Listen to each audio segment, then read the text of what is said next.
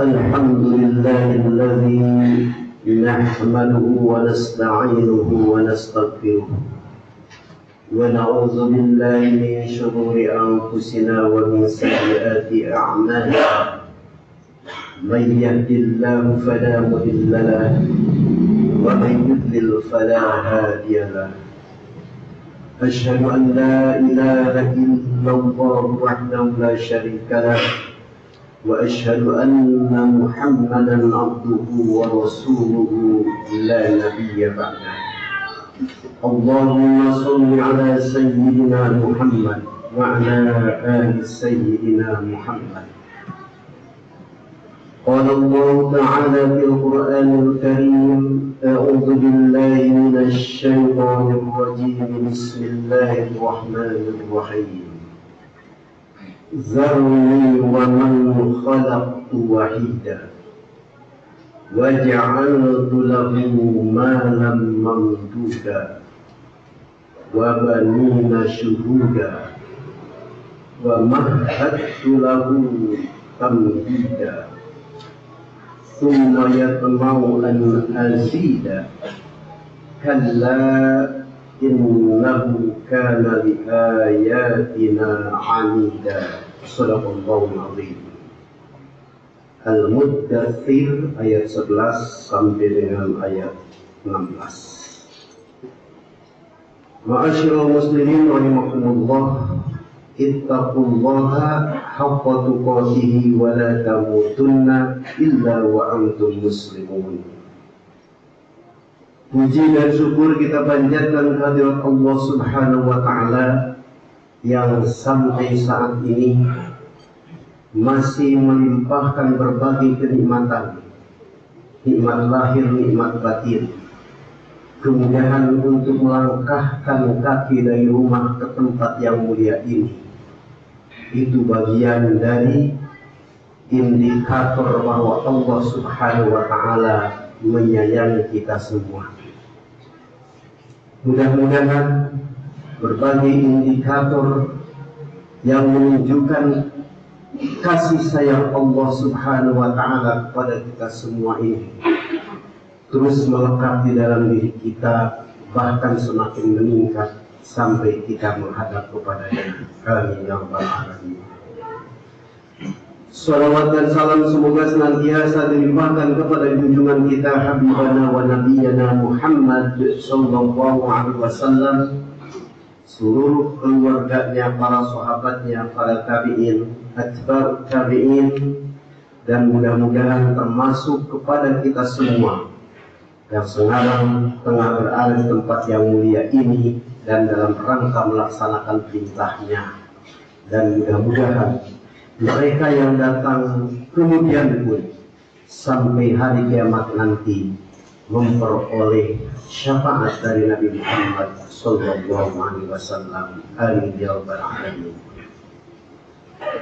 Ma'asyiral muslimin rahimakumullah, mari kita meningkatkan ketakwaan kita kepada Allah Subhanahu wa taala dengan takwa yang sesungguh-sungguhnya, takwa yang semakin kuat melembaga di dalam diri kita, takwa yang semakin menjaga diri kita dari melakukan hal-hal yang dilarang oleh Allah Subhanahu wa taala, dan dalam waktu yang bersamaan takwa yang menjadi pendorong terkokoh terkuat dalam rangka melaksanakan berbagai perintah Allah Subhanahu wa taala.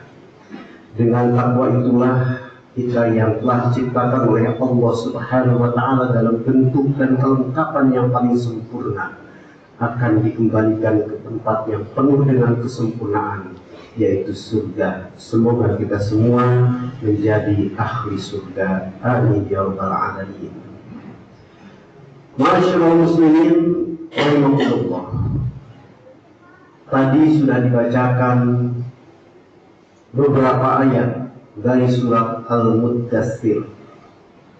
Al-Muddathir artinya adalah orang yang berselimut. Ini adalah satu nama lain yang diberikan oleh Allah Subhanahu wa taala kepada Nabi Muhammad sallallahu alaihi wasallam. Beliau sejak menerima wahyu pertama di Gua Hiro, kembali ke rumahnya, kemudian dalam keadaan menggigil, badan bergetar karena mengalami sebuah peristiwa yang belum pernah dialami sebelumnya, yaitu menerima wahyu dari Allah Subhanahu wa Ta'ala. Begitu datang Nabi Muhammad SAW ke rumah, kemudian menemui istrinya, kata beliau, "Zammiluni, zammiluni, zammiluni." Selimuti aku, selimuti aku, selimuti aku. Maka dalam surat sebelum Al-Muddathir terdapat surat yang namanya Al-Muzzammil. Ma'asyiral muslimin rahimakumullah, Nabi Muhammad SAW ketika menerima wahyu dari Allah Subhanahu wa Ta'ala yang mengokohkan keyakinan yang selama ini sudah beliau yakini. Tapi Nabi Muhammad di sisi lain dihadapkan kepada fenomena yang kontradiktif di dalam masyarakat sekitar. Masyarakat Quraisy, mereka menentang terhadap kehadiran Nabi Muhammad SAW dengan dakwahnya. Allah Subhanahu wa Ta'ala sudah memerintahkan Nabi Muhammad SAW untuk mendakwahkan Islam. Al-Quran supaya dibacakan oleh Nabi Muhammad kepada mereka. Tapi mereka bukan hanya tidak mau menerima, tetapi menentang terhadap bacaan Al-Quran, terhadap dakwah Nabi Muhammad SAW. Tokoh Quraisy yang paling menonjol, yang kemudian oleh Allah Subhanahu wa Ta'ala dilukiskan apa yang Allah balaskan kepada dia, adalah bernama Al-Walid bin Al-Mughirah Al-Makhzumi. Dia adalah seorang yang sangat dihormati oleh masyarakat Quraisy. Dia adalah orang yang paling gagah. Dia adalah orang yang paling kaya. Dia adalah orang yang memiliki kedudukan tertinggi. Tapi sayang, dia menentang ajaran Islam. Jika kita sering mendengar bahwa orang-orang kafir Quraisy menganggap bahwa Al-Quran itu bukan wahyu Allah Subhanahu wa Ta'ala, tetapi sebagai sebuah sihir yang diajarkan, maka tokohnya adalah yang bernama Al-Walid bin Al-Mughirah. Inilah pentingnya keimanan di dalam kehidupan dan ketaatan terhadap ajaran agama Islam yang akan membuat hidup itu bermakna. Ma'asyiral muslimin rahimakumullah. Nabi Muhammad SAW dihadapkan kepada orang yang bernama Al-Walid ini. Terus dia menentang, bahkan mengatakan Al-Quran itu bukan firman Allah, tetapi Al-Quran adalah sekedar sihir yang diajarkan dan bisa dipelajari. Nabi Muhammad SAW hampir berputus asa di dalam berdakwah. Maka di dalam surat Al-Muddathir ini, termasuk dalam surat Al-Muzammil, Allah Subhanahu wa Ta'ala memberikan motivasi kepada Nabi Muhammad SAW untuk terus berdakwah apapun tantangan yang dihadapi. Ini pelajaran buat kita semua. Tantangan apapun yang menghadapi kita, kita harus tetap mendakwahkan Islam. Ma'asyiral muslimin rahimahullah. Terus Nabi di atas motivasi yang Allah berikan kepadanya, berdakwah dan berdakwah dan berdakwah. Tetapi yang namanya Al-Walid itu tiada henti melakukan aktivitas yang kontradiktif dengan apa yang didakwahkan oleh Nabi Muhammad SAW. Maka Allah Subhanahu wa Ta'ala mengatakan, "Zarni wa man khalaqtu wahida." Dalam istilah kita, wahai Muhammad, itu orang yang bernama Al-Walid itu memang sudah keterlaluan kepada engkau. Biarkan aku yang bertindak sendiri terhadap manusia yang telah aku ciptakan sendiri. Kalau Allah sudah mengatakan demikian, maka sungguhnya orang itu sungguh terkutuk. Apa kata Allah Subhanahu wa ta'ala? Wa ja'altu lahu malam mamduda. Sebenarnya aku telah memberikan kepadanya harta kekayaan yang melimpah ruah. Mestinya dengan pemberian Allah harta yang melimpah ruah itu membuat dia bersyukur, beriman kepada Allah Subhanahu wa ta'ala dan menggunakan kekayaan dalam Allah. Tapi dia tidak, malah menggunakan harta kekayaan yang banyak itu untuk memodali mereka siapa yang mau menentang dakwah Nabi Muhammad SAW. Orang seperti Al-Wali dulu, sekarang pun banyak orang yang seperti demikian, mengeluarkan dakwah untuk memodali mereka yang akan menentang Islam. Lembaga-lembaga penelitian di luar negeri, lembaga-lembaga donatur yang ada di luar negeri banyak mengeluarkan dana untuk para peneliti di Indonesia, tapi pesanan hasilnya harus mendiskreditkan Islam. Al-Wali dulu zaman Nabi Muhammad, tetapi sekarang banyak orang yang seperti Al-Wali mentalnya. Untuk apa? Sama-sama menentang ajaran agama Islam. Bahkan banyak penelitian yang dibungkus dengan bungkusan yang rapi, dikemas dengan kemasan yang rapi seakan untuk mengangkat Islam, tetapi ternyata di dalamnya busuk karena mendiskreditkan Islam, mengungkapkan hal-hal yang negatif yang sebetulnya bukan bagian dari Islam, tetapi diadreskan terhadap agama Islam. Ma'asyiral muslimin rahimakumullah, wa banina syuhuda, kata Allah Subhanahu wa ta'ala. Aku telah memberikan Al-Walid itu anak yang banyak, anaknya yang ganteng-ganteng, anaknya yang cantik-cantik, mereka maju menjadi tokoh masyarakat juga.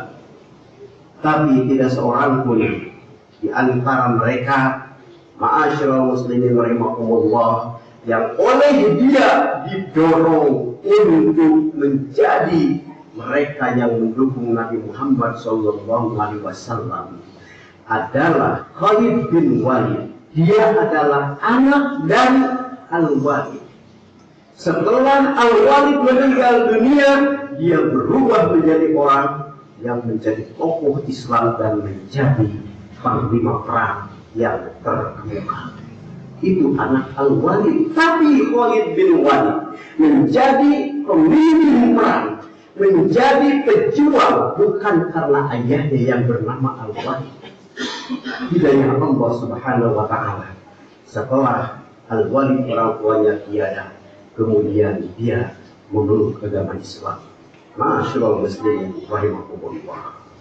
Anak adalah amanah. Anak itu harus diarahkan oleh kita kepada jalan yang sesuai dengan tuntunan syariat Islam. Jika ada di antara anak-anak kita yang berlaku, yang bertindak, yang mungkin berpola pakaian yang tidak sesuai dengan syariat Islam, adalah kewajiban kita sebagai orang tua untuk menegurnya. Jika tidak, di akhirat nanti itu akan bagian yang akan menyibukkan kita ketika dihisab oleh Allah Subhanahu wa ta'ala. Kenapa Anda punya anak perempuan tapi dibiarkan ngobrol aurat? Itu akan menjadi bagian yang nanti menyulitkan setiap individu yang ketika di dunia ini tidak mampu mengajak orang-orang terdekat untuk beragama dengan baik dan sungguh-sungguh. Mengapa istri kalian, mengapa istrimu dibiarkan untuk mengumbar aurat? Bukankah engkau sudah ke masjid? Bukankah engkau tahu bahwa aurat itu adalah sesuatu yang haram untuk dipertontonkan? Nanti akan menjadi bagian yang akan menyibukkan kita semua, mereka yang pada saat di dunia ini tidak terlalu memperdulikan apa yang diharuskan oleh agama kita.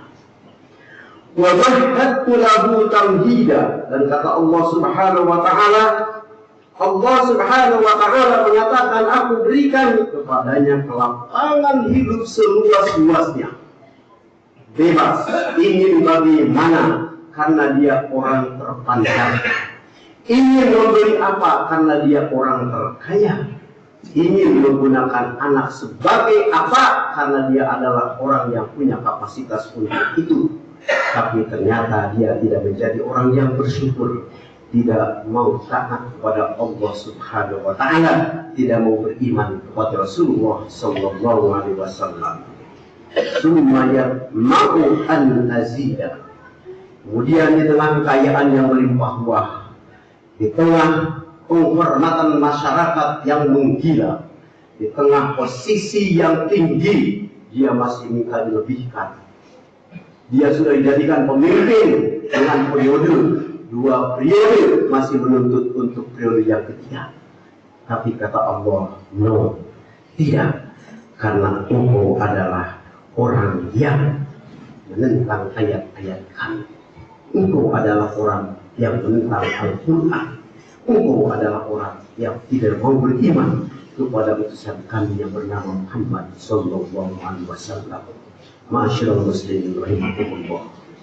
Al-Walid dikisahkan dalam riwayat bahwa dia meninggalnya pun dalam keadaan mengerikan, seperti dengan hal sepele, kaki kemudian menginjak sesuatu dan kemudian membusuk menjadi terhina dan meninggal dalam keadaan hina. Kekayaannya pun dimusnahkan oleh Allah Subhanahu wa Ta'ala. Dia tidak wafat dalam keadaan kaya raya, dia tidak wafat di dalam keadaan penuh kehormatan, tapi dihinakan oleh Allah Subhanahu wa Ta'ala. Itu di dunia. Di akhirat nanti dia akan lebih dihinakan oleh Allah Subhanahu wa Ta'ala. Ma'asyiral muslimin rahimakumullah. Maknanya adalah keimanan kepada Allah Subhanahu wa Ta'ala yang akan menyelamatkan kita dalam kehidupan kita di dunia dan akhirat. Jadikan segala apa yang Allah berikan kepada kita untuk senantiasa ekspresi kesyukuran kita kepada-Nya. Diberikan kesehatan, gunakan untuk beribadah kepada Allah Subhanahu wa Ta'ala. Diberikan harta kekayaan, sisihkan dari sekian harta kita yang kita miliki, yang kita dititipi oleh Allah Subhanahu wa Ta'ala itu untuk berjuang di jalan Allah.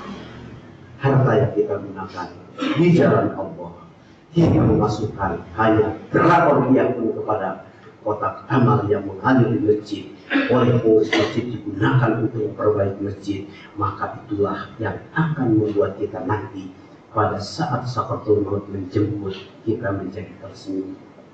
Semua kekayaan yang kita tinggalkan hanya akan menjadi rebutan-rebutan, dan bahkan mungkin karena kekayaan kita adalah saking banyaknya sehingga keluarga pun banyak yang tidak mengetahui harta kekayaan kita, akhirnya menjadi milik orang lain, padahal memperjuangkannya setengah mati.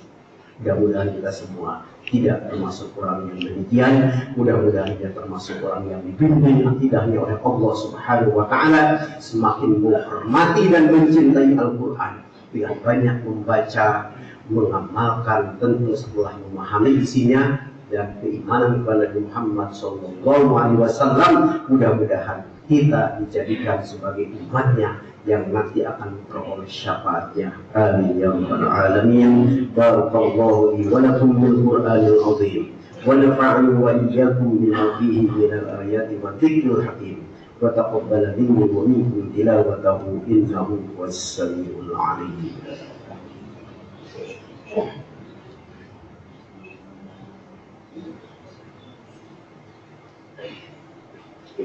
الحمد لله الذي هدانا لهذا وما كنا لنهتدي لولا أن هدانا الله.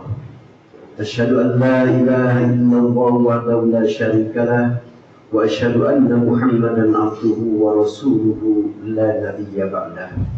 اللهم صل على سيدنا محمد وعلى آل سيدنا محمد.